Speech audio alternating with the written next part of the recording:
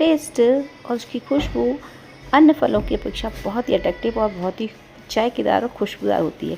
तो आज हम बना रहे हैं रोस्टेड पाइनएप्पल जूस। तो यहाँ पाइनएप्पल को स्लाइस को छील कर काट लिया है, पतले पतले स्लाइस में काटा और इसे अच्छे से आप पहले घी में रोस्ट करें। इसके बाद ही आप इसमें थोड़ा सा ब्लैक पेपर और ब्लैक सॉल्ट लगाकर मिक्सर ग्राइंडर में, ये मैंने जूस बनाने के लिए रखा है, आप इन स्लाइस को अच्छी तरह से सेक ले और सेक कर रोस्टेड पाइनएप्पल स्लाइस तैयार है। और अगर आप जूस चाहते हैं तो इसे बड़ी बड़ी कटिंग करें, मिक्सर ग्राइंडर में पीसें, आइस क्यूब डालें, इलायची डालें और आपकी ये रेसिपी तैयार है। तो मैंने आज आपको 2 रेसिपी बताई है, दोनों ट्राई करें, मेरे साथ बनाएं। इस तरह से टेस्टी रेसिपी के मेरे साथ बने रहें। सब्सक्राइब नहीं किया तो सब्सक्राइब करें, लाइक करें, ताकि मैं इस तरह से वीडियो बनाती रहूँ और आपको इस तरह की वीडियो देखने को मिलते रहें और आप मेरे साथ बने रहें। टेस्टी पाइनएप्पल जूस, सभी का फेवरेट और tasty roasted pineapple slice, yummy yummy recipe.